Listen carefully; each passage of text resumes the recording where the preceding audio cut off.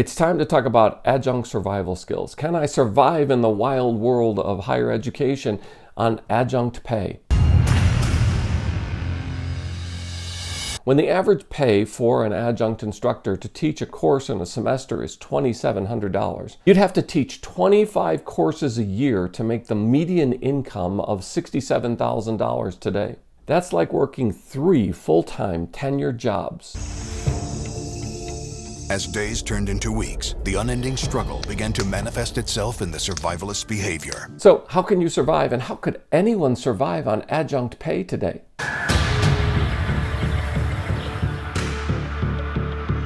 Going into the heart of the jungle, I feel a little cursed energy here. So let's see if we can navigate this and develop the kind of skills, the kind of survival skills in this world of naked and afraid in higher education life today. There was a guy, he's famous or infamous, and what he did was he saved up a bunch of apple seeds, like half a cup. He ate them all at once because he liked apple seeds. He died of cyanide poisoning. That's Murphy's funny? Law for you.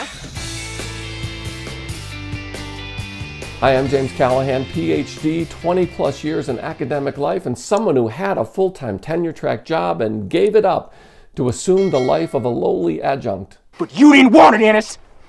So what we got now is Brokeback Mountain. So I'll start with a confession. In my career, I've worked at 8 or 9 colleges, universities, and grad schools as an adjunct in the Midwest. And I can tell you that during that time, I have never relied on my adjunct income to survive. It's never been my only source of income. It is not possible to survive on what adjuncts have been paid and are paid today. You have no idea how bad it gets. So I don't survive on it. I never have, and I never will. Now the question is, what about you? I work as an adjunct because I love teaching. I love being in the classroom. I love what higher education has done for me, and I still love what it can do and promises to do for so many young adults today. I wish I knew how to quit you. So how did I survive and not starve? I had another job. A real job, a full-time job, or at least a job with enough pay and enough hours that it gave me the privilege, the opportunity of still maintaining my credentials and working in the academic field. And today, most of us who teach in the adjunct world have another job. Real jobs that pay the rent, buy food, put gas in our old cars, to drive to the 1 or 2 or maybe 3 different colleges to teach as an adjunct, with a library in the trunk and red pens stuck in the cup holder to grade papers. And as I taught as an adjunct, I made extra money that I invested so that it would make me money while I was teaching or sleeping. Sleeping? What's sleeping? Who knows? Most adjuncts work extra jobs because they love it or they're trying to get another job, and they actually lose out on good things like sleep and quality time, reading, sitting on the beach, listening to podcasts. A lot of adjuncts listen to podcasts. Yeah. Most of us miss out on that when we work an extra job, when we have a gig job. I love my job. You hate your job. I love my job. You're miserable. I love my job. Now, if you work as an adjunct, not for some extra money, but for all of your money, how can you survive? How can you do it? Well, things like public assistance, rent subsidies, food stamps, you name it, adjuncts have lived on it. And if adjuncting is going to be your only source of income, then you're going to need other sources to supplement it, whether public assistance or maybe a patron, a benefactor. And this means becoming your own best advocate to see if you can make a go at it. Hey, and I've done a video on the deep, dark, dirty secrets of adjunct pay and compensation levels and trends within the industry and higher education. And you can look at some of the numbers to figure out where you stand today and what's possible. You should check out that video. Now, another significant way that adjuncts survive as just being adjuncts is that they rely on a other person's primary source of income, a spouse or a partner. More than half of people who say that they are primarily an adjunct today rely on an income from a second person in order to make their adjuncting possible. So yeah, you depend on someone else to survive, or you live in mom's basement or garage or room with several others, or you look for a benefactor, you look for someone who can take care of you. You know, in the adjunct world, you're smart enough to know this. Artists and intellectuals have always depended on the benevolence, the generosity of others to fund their activities, because those activities don't necessarily provide a real value in the marketplace. An intellectual value, a cultural value, yes.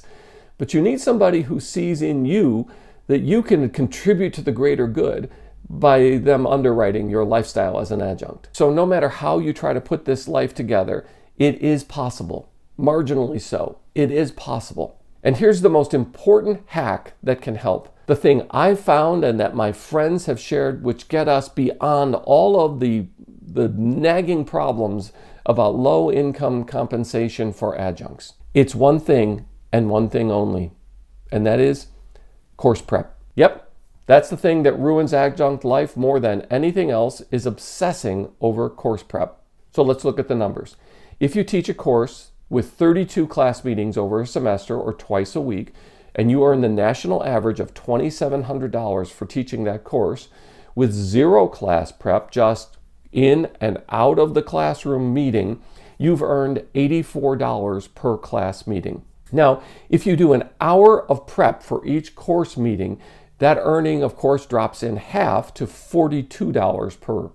And add in a few hours for creating the syllabus and grading quizzes and tests, depending on how many that you think are essential to teaching a good course.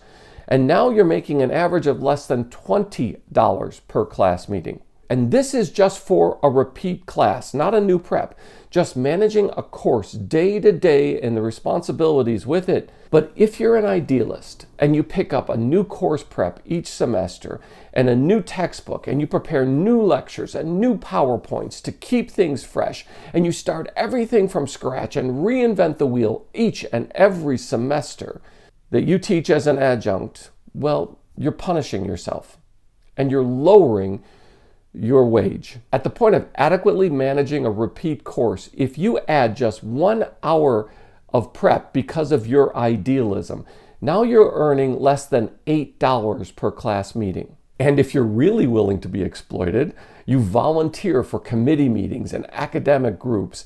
And that means that you are effectively making just several dollars for each class meeting over a semester. Self-inflicted punishment. Most of you think you're doing it in order to get yourself a job or to win the good graces of the department chair or the university, hoping that you'll be noticed. But realize that that has a price associated with it. And congratulations, you're now making about $4 to $5 per class meeting. So this means, by all means, if you teach as an adjunct, try to repeat your courses and don't take on new class prep unless it's absolutely necessary. That is, to get a job or to keep a job. I know, you're probably saying, but the students deserve better, or I have higher standards and I expect more of myself and of everyone in higher education. Yeah, blah, blah, blah, blah, blah. That doesn't pay the bills. What that kind of thinking does is it's a self-imposed martyrdom. And there are too many adjuncts today who are so desperate and so willing to suffer abuse at the hands of higher education and convince themselves that their own lack of compensation is somehow an expression of their idealism. Yes, you're inviting trouble. Not quite my tempo. It's all good. No worries. Here we go. And yes, I can tell you all day long that your idealism doesn't pay the bills. And I can also tell you that higher education is not going to change just because of your virtue.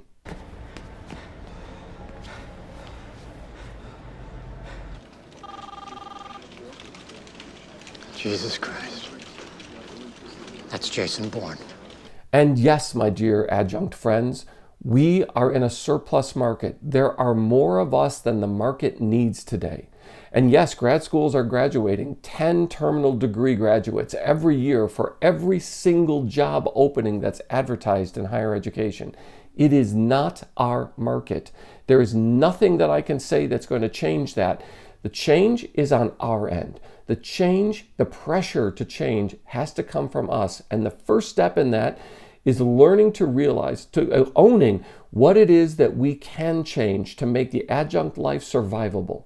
I know most of us think that we're expected to be as good as or even better than the full-time tenured faculty that earn $75,000 a year or more to teach 3 or 4 courses a semester. And yet we're supposed to do it on $5, $10, or $15 per class meeting. It's not realistic. And I know we think that we're winning them over and we're going to excel and exceed them in our course evaluations. I've done a really interesting video on course evaluations and how they actually fit into your life. You can take a look at that here. But being an exceptional adjunct will only keep us in our roles as an adjunct. Be realistic. That is what we're signing up for today. And I have a friend who notices that every time someone applies to them who is a lifelong adjunct, they're dismissed out of hand in higher education. Why? Because in higher education, there is a self-imposed snobbishness from tenure faculty and from hiring committees that if you're not good enough to be hired at full time, why would they take a chance on a perpetual adjunct? That is the painful reality, and that's the snobbery in higher education today. So how are we supposed to handle this, especially new requests for new course prep that are going to drive our earnings down just because of the hours it takes to prepare?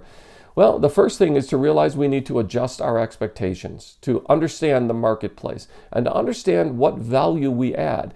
Secondly, it means having a job, a full-time job. It may not be the most important thing to you.